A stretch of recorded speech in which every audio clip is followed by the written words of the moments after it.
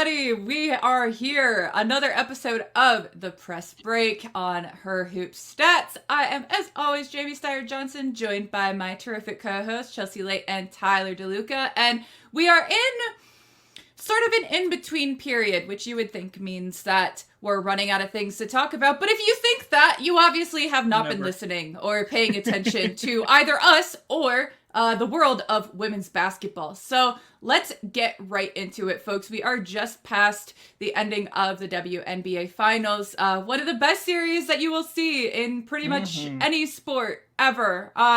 Obviously, a little bit disappointing for me personally and my Lynx agenda, but to see it go to 5 games was absolutely tremendous. Such a fun series, just really good basketball, and to see so many people talking about it, appreciating it, absolutely just so fun. The ratings through the roof, some controversy throughout, as we've come to expect in some ways. But when you talk about narratives, how can you get anything better than a Game 5 in New York? You have some maybe kind of unsung heroes jumping in. Yara Savali really saved the day for the Liberty on a night that Stewie and Sabrina struggled in a lot of ways. But you get a little bit of that fatigue. We won't even get into this, but it does make, or maybe we will, we'll see. But going to 7 games next year for the finals worries me a little bit with the level of play we saw in Game 5. Personally, I didn't think it really was representative of what we saw in the rest of the series, to have to travel, go on only 1 day rest, and then the performance we saw, not exactly surprising when you factor in that fatigue. So I do personally have some concerns, but I guess I will mostly leave that for the future, and we'll see what all comes about from that. But for you guys, takeaways from the finals, general thoughts, what you liked, what you didn't like, anything surprise you? Let's start with Chelsea. Yeah, I mean, there was just so much discourse going around that, I mean, he's going to come with the W, but I think is like seeing all of the like other people just like tap into it was very interesting. I'm also like very heavily on Toronto Raptors Twitter because I cover the Raptors as well. And to see the guys that I cover the Raptors with like putting their 2 cents in was very interesting because they come from obviously a different perspective. So it was just kind of like different people having different perspectives. From my perspective, I mean, a lot of the stuff that I saw was specifically about Game 5. And I think the main thing that I was sitting there confused about is that not very many people were acknowledging that like a championship isn't just about a championship game. It's about a championship series. It's about a postseason performance. And I think that like so much focus was being put on the last however many minutes of that last game or the last game in general in terms of criticizing, say, like Stewie and Sabrina's performance. And, you know, I saw a lot of people being like, why are they celebrating if they went what the stat was? Like they went 5 or something. And I was like, okay, but also Sabrina made a huge shot to win them Game 3. You know, Stewie kept them in. It's not just about the last game. Obviously, that's like the final push to get you a championship, but it's about the series. It's about the season. And to say that, like, this championship is fraudulent, I mean, have your opinions about the final calls. Completely, you know, not going to say that is wrong or right or whatever, but to say that the whole championship itself doesn't mean anything when you have to look at the whole season as a whole, like in my opinion, is just kind of like my 2 cents on the discourse. I mean, I came in, not that I was like actively cheering for New York, but you know, I had lots of reasons why I would have loved Minnesota to win as well. I'm kind of neutral until Toronto gets into the mix, but yeah, overall, I was really happy I went to 5 games. I thought it was competitive. I really enjoyed how many people were tuning in. And then, yeah, I just think that at the end of the day, like, part of basketball is the officiating. Like, Candace Parker ended up going on Twitter after, which I thought was hilarious. And just kind of like putting her 2 cents She's in. like, as a new fan, which I thought was such a funny way to phrase it. Yeah. Hilarious.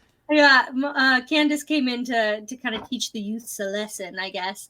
But yeah, I mean, in my opinion, not to get too into like either side, but officiating is just something that happens in the game. And I mean, we saw it in Game 4. Sandy Brondello wasn't really happy with the way Game 4 was officiated.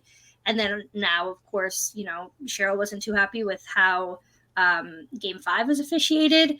And I mean, we saw this in March Madness as well. I mean, we had a really controversial call with UConn, Iowa, that I was on the, on the like hater side of. I was very annoyed about that call, especially because it was on Aaliyah Edwards and, Canada. But yeah, I just think it's just like part of the game that some people have to just kind of accept a little bit more. But I get that the emotions are high. It's a finals game. You never want it to be decided by something like that. But overall, just like so happy with how the season and the series went and how great the playoffs were, despite the like kind of storylines that it was going to drop off after a certain team was eliminated.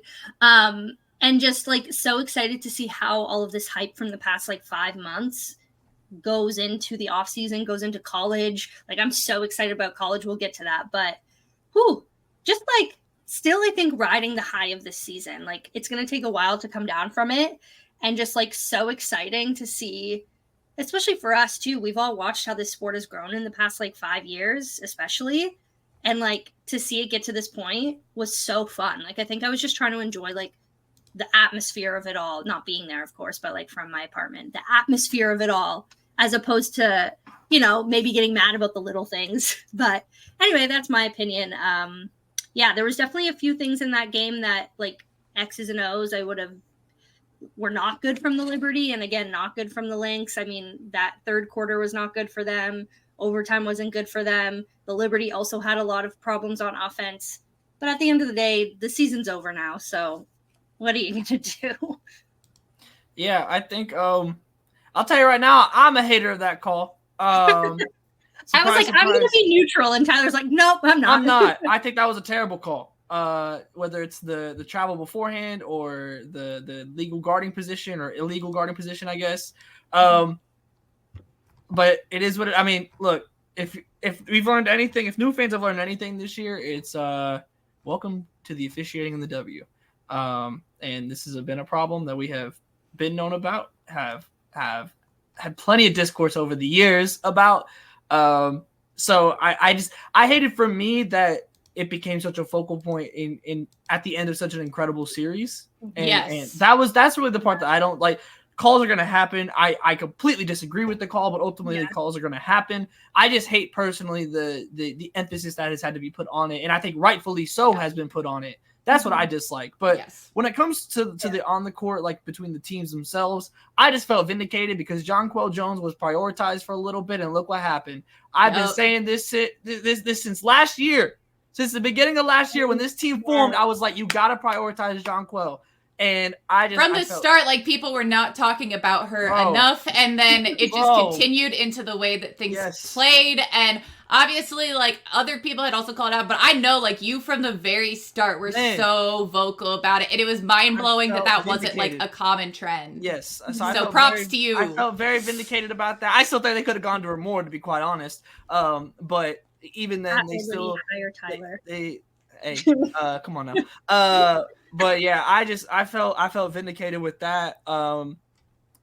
Honestly, I think that my biggest takeaway is that the Liberty can struggle with the things I worry about and still were able to win a championship because I've been hesitant about Sabrina and her shooting performances. And even Stewie like had her down moments for sure.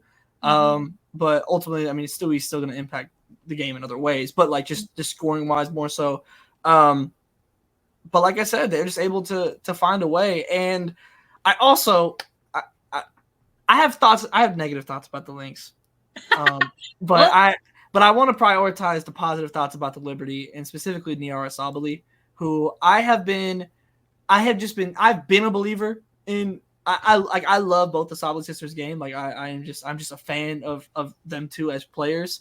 And Niara has just had such terrible luck with injuries over the course of her entire career, even dating back to Oregon. And I've seen the vision, and I'm just like, please just let this play out, and just allow her the time to get settled and develop.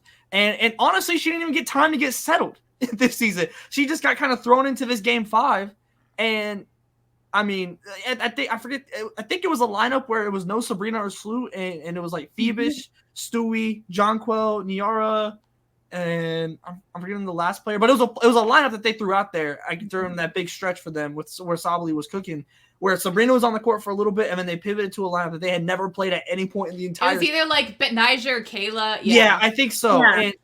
But to throw that lineup out there, the biggest lineup you could possibly create, and the biggest thing that came to me, and I believe I talked about this on here before, was that the Lynx' strategy for size is to put speed, but when your speed isn't performing well, what do? And I don't think the Lynx really had a pivot because the guard play from Courtney Williams just wasn't there. And Natisha Heidemann, I thought early on in the game was solid, and then kind of faded out towards the end. And so when you don't have your speed performing, they don't really have a healthy pivot for just widespread size. Yeah. And the Liberty going to that was something I wanted Connecticut to do with Bree Jones and Ono, and to emphasize them in the past series is something I was looking and waiting to see the Liberty do that I didn't think that they were going to do. But man, the way Sabali just came in there and made that her game, made that her coming out party. The ending where they're chanting her last name in the trophy ceremony was so awesome. So I just honestly, like, even though I got my pick wrong as to who I thought was going to win on an individual basis on my Liberty thoughts and some individual player thoughts, I feel very vindicated. So ultimately, I walk out of this series a winner, and I can take that. Yeah, it definitely reminds me that size lineup. This is going to be like a men's basketball reference, but like a very specific one. There was a few years where the Raptors literally just had players who were 6'9" forwards, and they played every position, no matter what. Like, it was so the Dallas Wings. Yeah, kind of. Positions though. It was like 4 6'9" forwards and Fred VanVleet. Like, that was the lineup. And we called it Vision 6'9", and ultimately it failed because in men's basketball you need a center. But it reminded me of this, just putting like Sabali, Phoebish, who has huge size, and like Kayla and Stewie. Like, I was like, that's like honestly like such a gamble, but also just like so smart with Sabali cooking. And I'm sure maybe they practiced that a couple of times, like in practice. Maybe they didn't. Who knows? Maybe it's like a Sandy Brondello stroke of, maybe she had like an epiphany. But yeah, it was very interesting to see. And yeah, I agree with the Jonquel point so much, because when she started cooking, and then obviously like the finals MVP, I was so happy for her. Like, for someone like, obviously Stewie, you have now, it's her third championship, and obviously you're happy for like Sabrina and Betnijah Laney, but like Jonquel Jones being like a former MVP, just like knowing her journey, knowing how hard she's played, like to see her not only get a championship but finals MVP, I was like, yes, I love to see stuff like that. So I was so happy about that. But it was dope. It was I think the one thing I guess I was a bit confused on to touch on the Lynx a little bit, because Kayla McBride was hooping, and especially when she was getting the switch on Jonquel, and I thought that was the way that they could have played JJ off the court if they had emphasized that a bit more, and especially like just running the pick and roll with her and Fee, getting the switch because they had moved Jonquel onto Fee, and you run the pick and roll with Kayla because Courtney isn't playing as well as you would hope, and I thought that was a bit of a missed opportunity where you could kind of that be your quote unquote speed, is getting downhill in the half court. But ultimately the Liberty win it. I mean, even with the reffing, you go to overtime, it's anyone's ball game, but they struggled getting the ball to Fee in overtime. I think they just kind of ran out of gas ultimately, and the depth wasn't depthing the way that Liberty's was. So I think the war of attrition was just won by the Liberty in the end of it. Yeah. Can we just talk about the fact that this series was so epic, and the last game went to overtime? Like, right. And I would be so for real. I was watching on my phone getting a tattoo. Like, that's where I was for. Oh, I wouldn't be able to handle that. I'd be like overstimulated from everything going on. Yeah, I'm getting my arm buzzed into, and I'm sitting there with the phone like this in overtime because I ended up, the appointment went late. It was a whole thing. And like my tattoo artist is like, "What are you watching?" And I'm like, "I can't even explain what's going on right now." Yeah, I wouldn't be able to do that. I was screaming too much. Like every time I would make her miss a shot, I'd just be like, "Oh!" Like, no, for real. Like I'm on Discord with my buddies, and at one point I literally shrieked at the top of my lungs. And if y'all are on Discord, like, they have the soundboards, and our soundboard is all clips of ourselves, and all I hear is like one of my friends go, please tell me someone can get that. Oh man, yeah. It was a lesson in like trying to hold still and let the I had the full dad stance at the TV, like watching, like I was so locked in. Yeah, you got the dad pose. Oh, I was hunched over, nah, for sure. Like, I do wonder with like the really solid play there from Nyara, and to see like Satu out there watching and stuff. It's like, do we get that reunion? Like, do we get Satu to New York? I'm sorry, I got other plans for Satu and where I think she's headed. But are we gonna save that for the free agency episode? I guess so. We'll have to see. But I think that there might be another destination for her in either. I agree, and I'm so curious if our thoughts have aligned.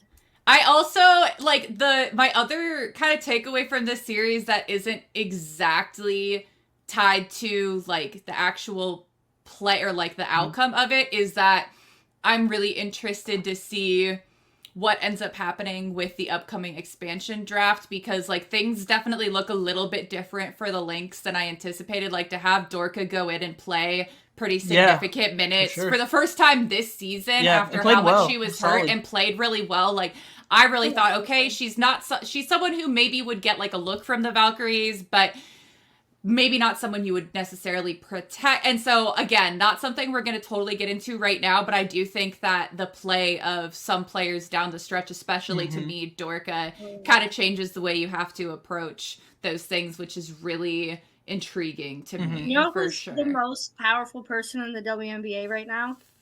Natalie, 100%. You know, she's got the gift of picking. The fact that you can like negotiate all the trades and stuff based off of it, I can't wait to see how this is absurd. I'm like hesitant to even like predict anything because I know it's just gonna be so chaotic by the time it actually gets here. Like, I'm excited though. Don't get me wrong. Next year it's gonna be for my team.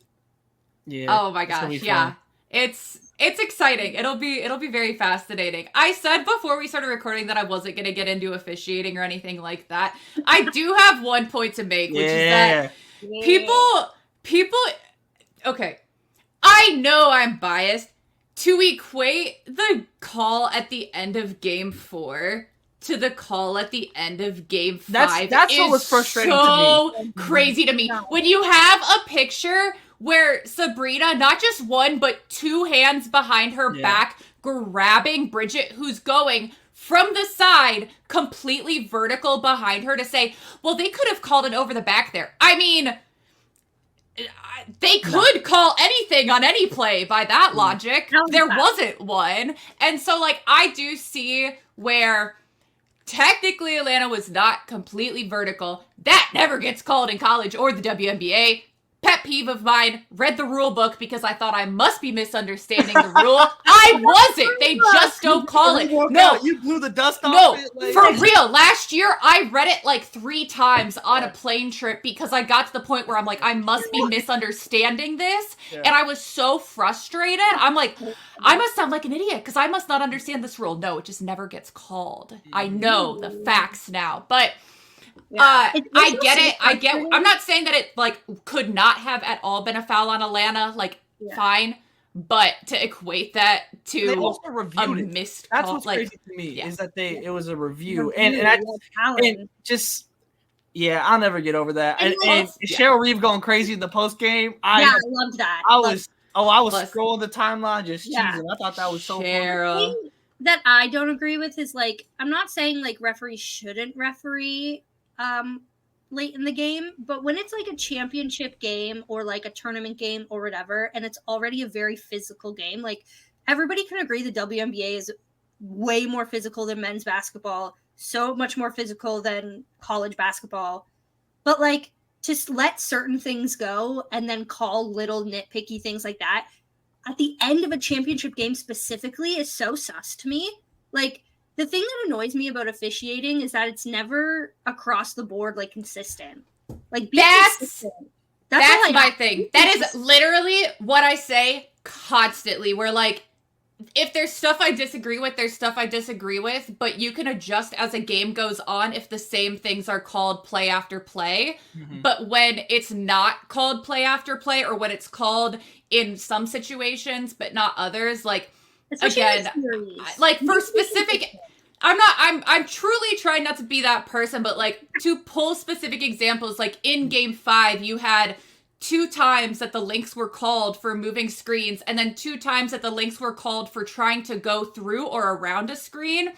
And the Liberty are notorious for moving on screens, and they were not called for a single one the entire game. And so it's just, it's when it's uneven and it's not like equitable. There's teams that just do things more than others, and so it's not like fouls are always going to be even or anything like that, but when you can't get a feel for how something is being officiated because it's simply not consistent, that was also, as you mentioned earlier, a massive issue, especially in the NCAA tournament last year.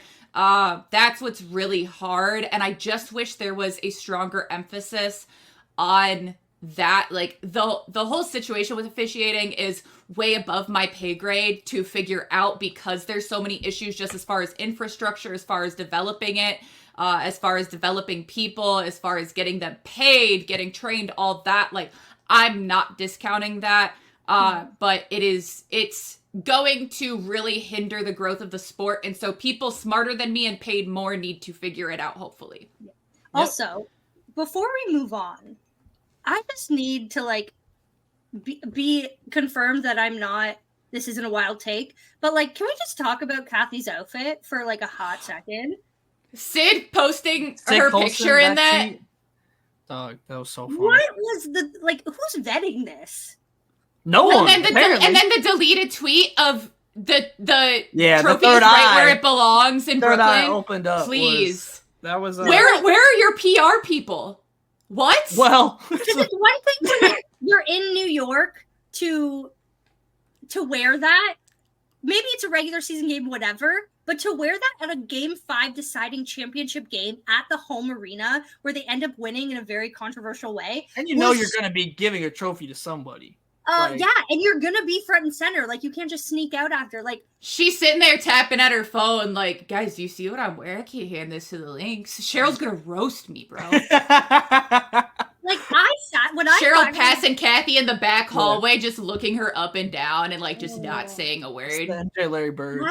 Like, oh, I don't know where the WNBA budget is at, but someone has to get a new stylist, someone needs to vet that, because that was so out of pocket.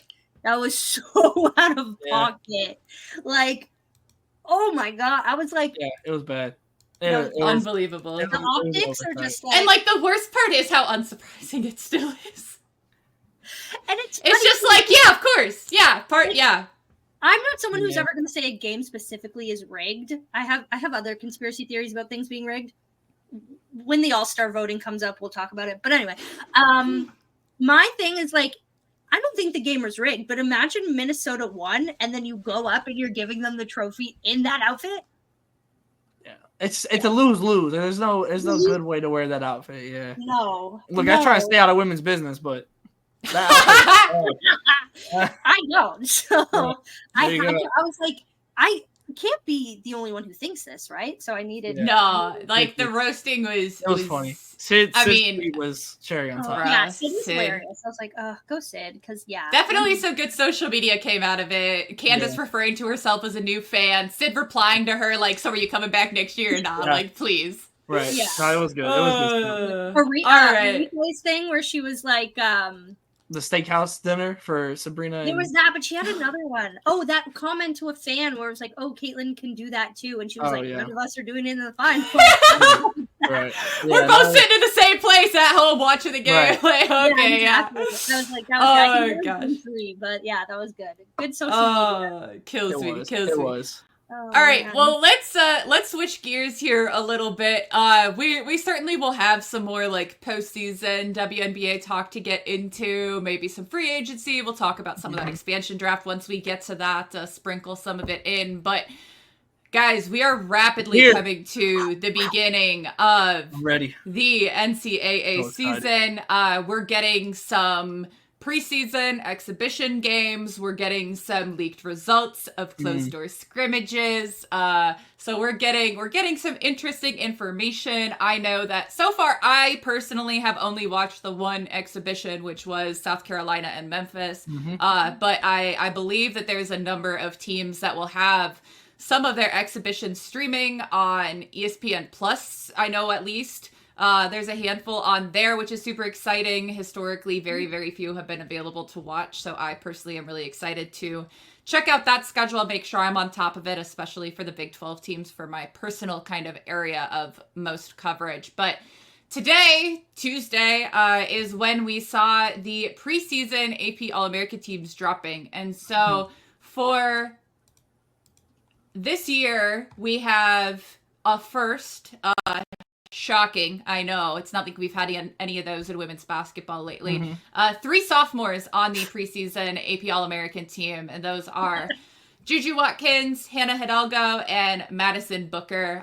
Juju and Paige Beckers, both unanimous selections, and then the 5th selection being Kiki Iriafen, who is now at USC. That's also the first pair of teammates to make the preseason AP All-American team in a number of years. I had the actual number in front of me at one point, but I lost the tab, so I'll just say quite a few years.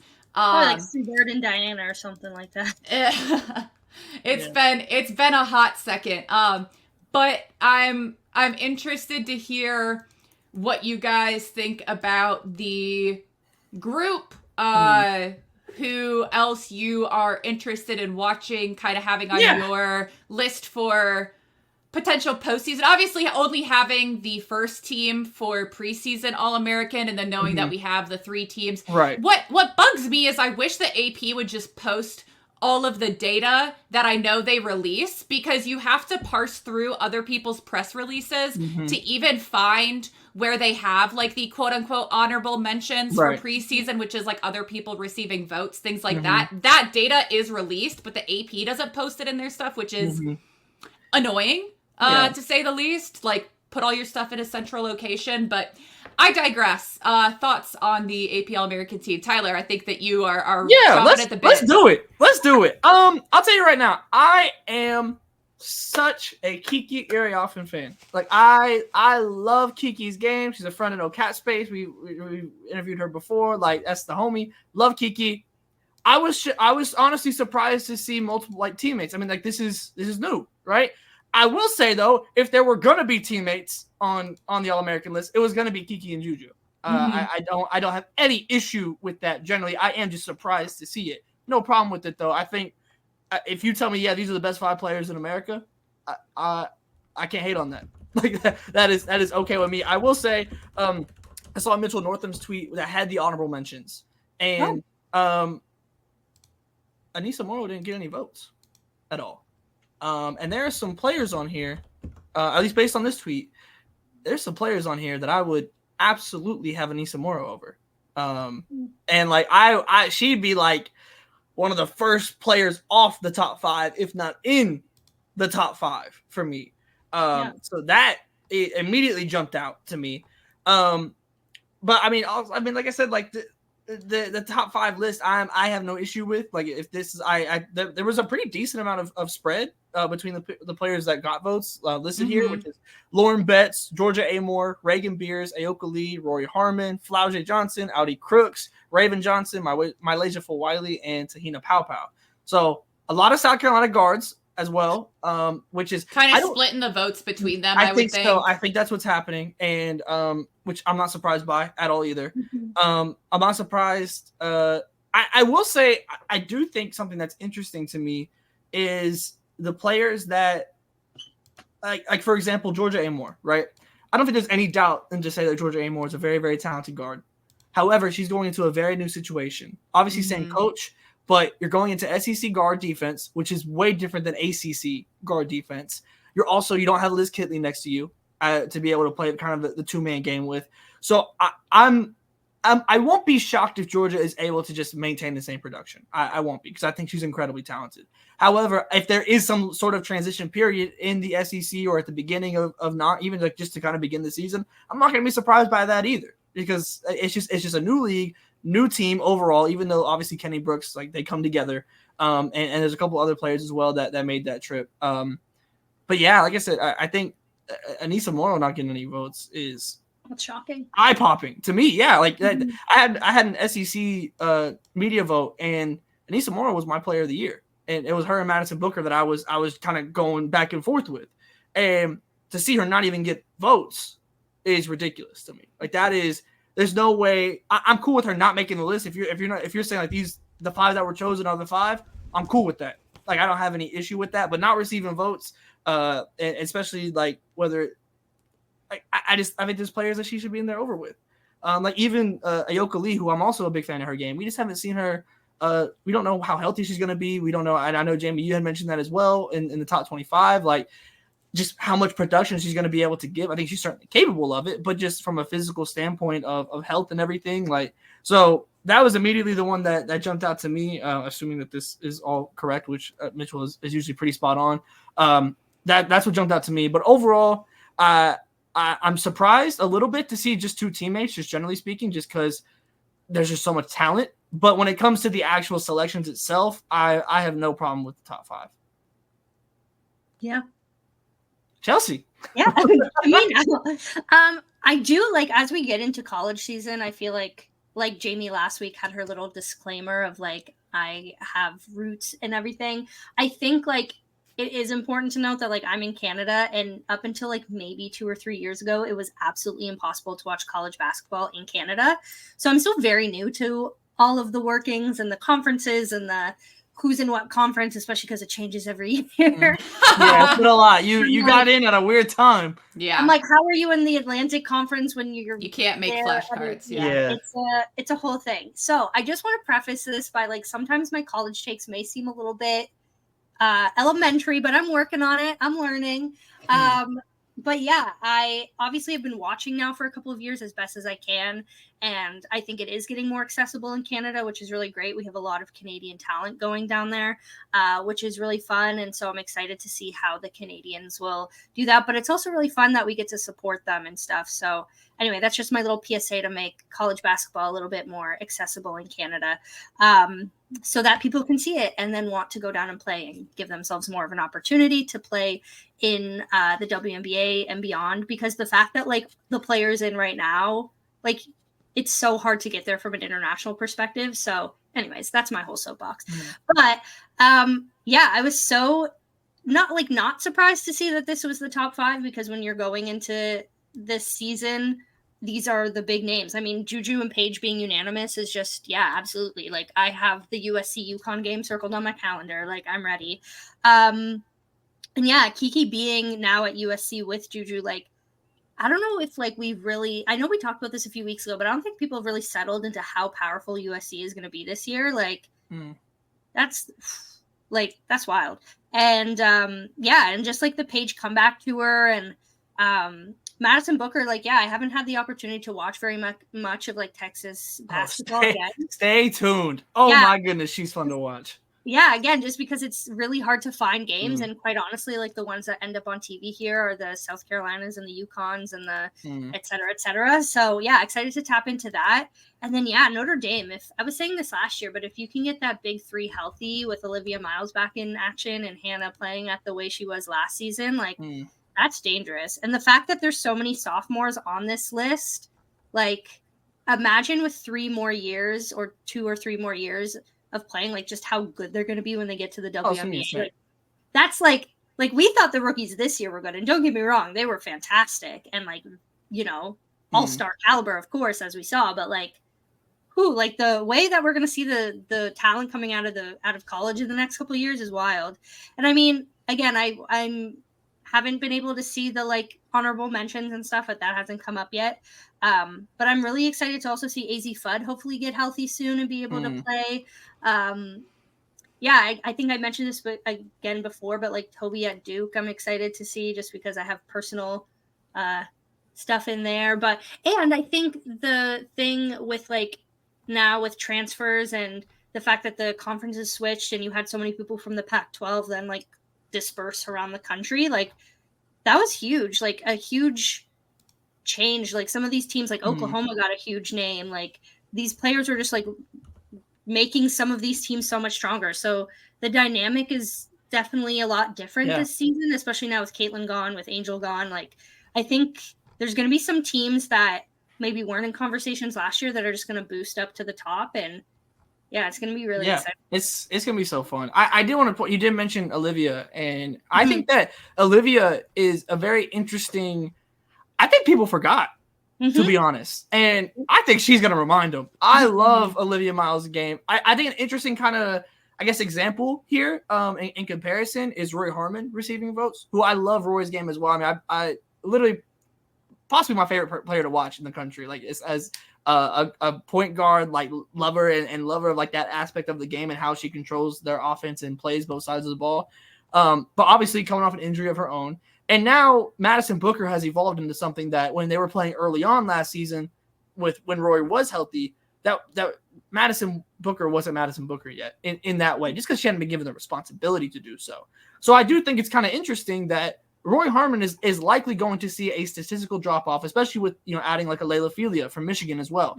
So there is a very high likelihood that Roy Harmon sees a statistical drop. I think the defense and everything is still going to be there, and the responsibility is still going to be there. So I don't think I could see her losing some recognition, but the responsibility and the impact on winning still absolutely being there. But I do think it's interesting that you have a player that is playing alongside a star freshman that got a ton of responsibility after you go out injured, and one receives votes and one doesn't. And I understand Olivia's been out for longer, but I just do think it is kind of an interesting comparison there that Olivia doesn't receive any votes at all, while Rory does. And I think I would like to see them both get votes, honestly. Like, I think that's that'd be perfectly fine with that. But I do think it's interesting, and honestly, I'm kind of surprised that Paige and Juju are the only unanimous. I could have easily seen Hidalgo being unanimous as well, honestly. And the only way I could think maybe not is if you're taking Olivia Miles into consideration, you feel like Olivia Miles is going to come and take some of that load off, but then also you don't vote Olivia Miles. So I'm interested on the give and take of voters there. But like I said, overall, outside of Anissa Morrow not receiving votes, I'm pretty okay with this list. Yeah, I agree on the kind of teammate situation that you're talking about there, Tyler. Like, it is really interesting. I do think that there are some obvious differences in the situation, as you mentioned a little bit, which is that, Madison Booker was playing completely out of position. Like, 100%. She's someone who's capable of handling the ball and of running an offense, but like her natural position is not point guard, right? Yeah. We're talking more of like the point forward Alyssa Thomas style point guard out of necessity, and that's especially because Texas last year, even more so than this year, was such a forward and post dominated roster, and so someone had to do it. And I mean, no disrespect, but it wasn't going to be like Taylor Jones. You had to have someone who's. I mean, Booker was really the only option. They didn't have like backup you could have like really. a Shaylee Gonzalez or whatever, but that she just, that was the best option as far as capability. And so, you saw some times where maybe Booker wasn't as efficient as she's capable of being, but again, that's being put in a tough spot. And so when she has Rory Harmon coming back, my personal view of it is that you can see them both succeeding in 100%. Significant ways. Madison Booker can make a pretty big jump forward and still have a lot of production there for Rory Harmon. We don't see as much of the 2-point guard system at the very, very top of the NCAA and women's basketball. We've seen it work in a plenty of situations where maybe people don't even realize that's what they're seeing, but I watch so much of the Big 12, so the examples that come to my mind right away are generally Big 12 examples. There's plenty of other ones, but even just in the league last year, West Virginia had both JJ Quinterly and Jordan Harrison that handled the ball a whole lot of the time, and then you have Baylor that's run a 2-point guard system as much as possible for years. Last year it was Sarah Andrews and Jada Walker, and so it can absolutely work, and they're two players that are really capable of creating, now talking about Olivia Miles, alongside Hannah Hidalgo. And so they're two players that are really capable of creating not just for themselves, but for teammates. And so when you have those two playing alongside each other, because they're capable scorers, but also capable distributors,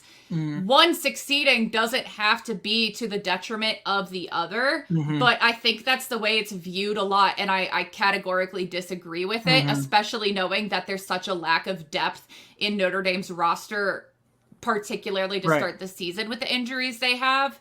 And so I completely agree. I think that Olivia Miles is being underrated. It is good to see Rory Harmon getting some of that credit.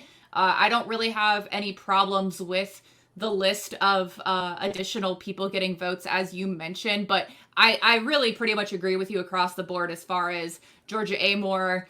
I'm just not sure. It's really tough for me to say that she should be in essence on the second team if they were to do so preseason, because based on the other reporting I'd seen, that list that Mitchell posted is in order. And so I don't really know about that. You have the South Carolina guards splitting the votes most likely, as we talked about. And then Anissa Morrow, it's...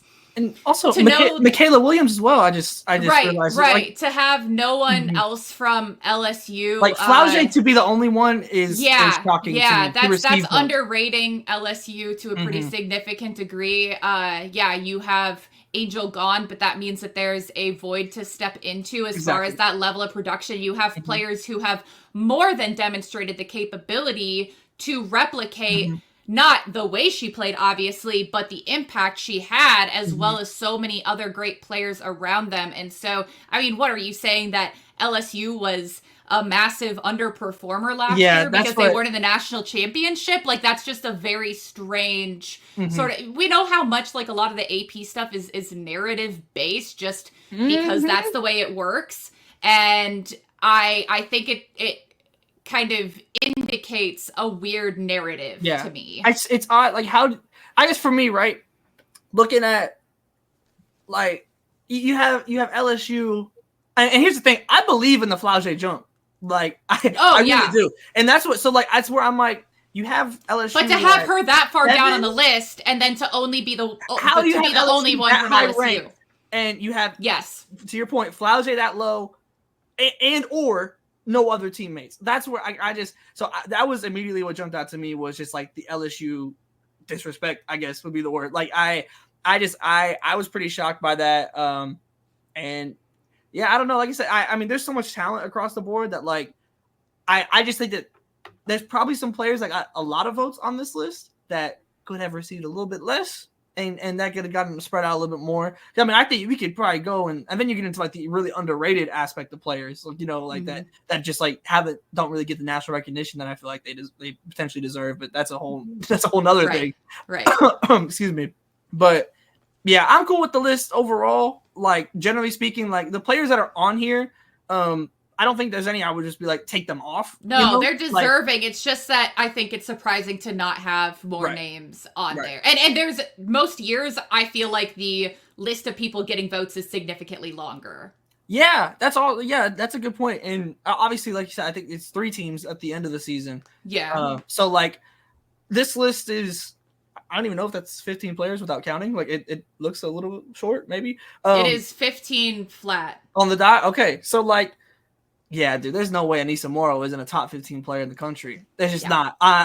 There's just not. There's no, I would be shocked. I genuinely, like, I'd put the mortgage on it. Anissa Morrow will be a top 15 player this season. And I don't think that's some hot take. Like, that should be, to me, commonplace that she should be receiving some level of votes in here. So that's my biggest gripe with this across the board. I personally, for me, my last kind of thoughts on it are, I had a conversation with some Iowa State media at Media Day just about the way that preseason polls and awards and stuff are, and it just, more often than not, it's more about things you disagree with than things you do agree with, and so much of it just comes down to how the voting works, who's on the committee, things like that. And so I think that there's a lot to discuss on it, but at the end of the day, postseason awards are obviously so much more indicative. What I am really excited to see is when we get the releases of the preseason watch lists for the Hoop Hall Awards, so the positional awards. That's something that I'm something of an obsessive personality, and so I do have personal lists for every single one of them that I've put together because I'm a crazy person, and so I've had a lot of discussions with people about them, and I'm really intrigued to see what the voters are thinking, because that's where you get a top 20 list for each of the 5 positions. Right. There's some debate to be had sometimes about where people are listed positionally, but we can get to that. I'm super, super excited for that. I definitely will be planning to discuss that pretty heavily. That should be coming out literally any day now. Yeah. Last year, the first one released on the 17th, and so we're actually late for when I would predict they would come out. The late WNBA season probably made people... It's possible. It's possible. Yeah. If they have voters that cover both, that's a really good point. So I would anticipate seeing that by next week at the latest. So we should be able to hopefully start talking about that then. But in the meantime, hit us on social media if there's stuff that you want us to talk about, want our takes on. Somehow, if we don't hit everything you possibly could want, let us know. We would love to hear it. Comment, subscribe, share, all of that really, really helps. Thanks for the great reception on last week's episode, starting to talk about the top 25. So getting into the college season, we know how engaged college basketball fans are as well. And so really excited to see that we've got a lot of you guys that are kind of finding us there. Some really nice comments on YouTube. So appreciate that. Follow all of the other shows on the Her Hoop Stats Network. They have really great stuff that's going to be coming out there. We know that the there will be some crossover, but when we get into college basketball season, there's so many teams, there's so much to talk about. We will have a lot of great content coming from the other shows as well. Find us all individually on social media as well. I'm at Jay Styes, Chelsea is at Chelsea Leite, and Tyler's at Tyler DeLuca. You'll be able to find that in our bios, things like that. So in the meantime, we will talk to y'all next week. Thanks for tuning in.